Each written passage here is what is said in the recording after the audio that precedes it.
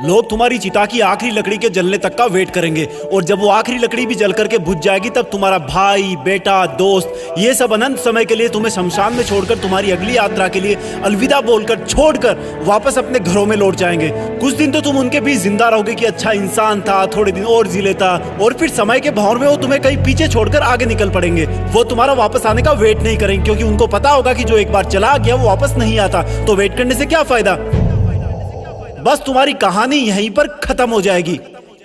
तुम ऊपर से देखकर सोचोगे कि लोग कितने स्वार्थी थे, जब मैं उनके काम आता था तो कितने पास रहते थे। आज मैं जब दुनिया से चला गया हूँ तब भी दुनिया वैसी ही चल रही है। तुम्हें अफसोस होगा कि क्या मैं इन्हीं लोगों के लिए जन्म लेकर पृथ्वी पर गया था। तुम उनसे बहुत सवाल करना चाहोगे लेकिन लाख कोशिशों के बाद भी तुम्हारी आवाज उन तक नहीं पहुंच पाएगी। तुम वापस आकर फिर से दोबारा जिंदगी जीना चाहोगे क्योंकि तुम्हें जिंदगी जीने का मतलब तब समझ में आ चुका होगा। तुम्हें महसूस होगा कि तब तुम अपनी लाइफ में अपने आसपास के माहौल में खुद को कितना भूल गए थे। तुम्हें जवाब मिल चुका होगा कि क्यों तुम अपने सपने पूरे नहीं कर पाए, क्यों तुम अपने सपनों की गाड़ी नहीं खरीद पाए, क्यों तुम अपने सपनों का घर नहीं बना पाए, क्यों तुम अपने बच्चों को अच्छी शिक्षा नहीं दे पाए, क्यों तुम अपना करोड़ों का बिजनेस खड़ा नहीं कर पाए, क्यों तुम्हारे सपने सिर्फ सपने बन के रह गए। तुम्हें सबसे बड़ी सीख ये मिल चुकी होगी कि अगर अगले जन्म में कुछ भी ना कर पाया ना तो कम से कम टाइम वेस्ट नहीं करूंगा। तुम चाहोगे कि काश 2 मिनट, सिर्फ 2 मिनट और मिल जाए तो हिस्ट्री में जाकर अपने बेटे के साथ खेल सकूं, अपनी बेटी की शादी किसी और के साथ करा सकूं, अपनी माँ से अपनी गलतियों की माफी मांग सकूं, अपने पापा के सहारे की लकड़ी की जगह अपने हाथ से सहारा दे सकूं। तब तुम्हें लगेगा कि उस वक्त मेरे पास 24 घंटे थे, 52 हफ्ते थे, कई दशक थे, लेकिन मैंने कितना टाइम वेस्ट किया। माँ जगाते जगाते थक जाती थी लेकिन तुम रात को देर तक पढ़ने के बहाने से सुबह 8 बजे तक सोते रहते थे, जबकि असलियत यह थी कि तुम चैटिंग करते रहते थे, अपनी फोटोज को एडिट करके अपने आप को स्मार्ट दिखाते थे, गंदे वीडियो देखते थे। कितना टाइम वेस्ट करते थे तुम। जब माँ का फोन आता था तो तुम अपने जवानी वाले प्यार के साथ बिजी रहते थे और जब तुम्हारी माँ सो जाती थी तब तुम फॉर्मेलिटी के लिए एक मिस कॉल छोड़ दिया करते थे ताकि तुम सुबह ये दिखावा कर सको कि तुमने इतनी रात को भी कॉल बैक किया। Shame on you idiot. तुम हर काम को, पढ़ाई को कल पे टाल दिया करते थे। जो हाथ तुम्हारे बूढ़े माँ बाप को सहारा देने चाहिए थे वो हाथ हमेशा बिना मतलब मोबाइल पर उंगलियां फिराने में बिजी रहता था। तुमने कितने घंटे सुबह लेट उठने की वजह से बर्बाद किए। उन घंटों को मिला के कई दिन बन जाते। दिन से महीने और महीनों से कितने साल की जिंदगी तू एक्स्ट्रा जी सकता था। मेहनत करके अपने सपने पूरे कर सकता था, अपने माँ बाप को भी कहीं घुमाने ले जा सकता था, अच्छी किताबें पढ़ के अपनी लाइफ में कितनी वैल्यूज ऐड कर सकता था। अब मरने के बाद 1 मिनट तो क्या, 1 माइक्रो सेकंड भी नहीं मिल सकती तुझे क्योंकि जिंदगी में कितने ही साल पहले ही मिल चुके थे तुझे।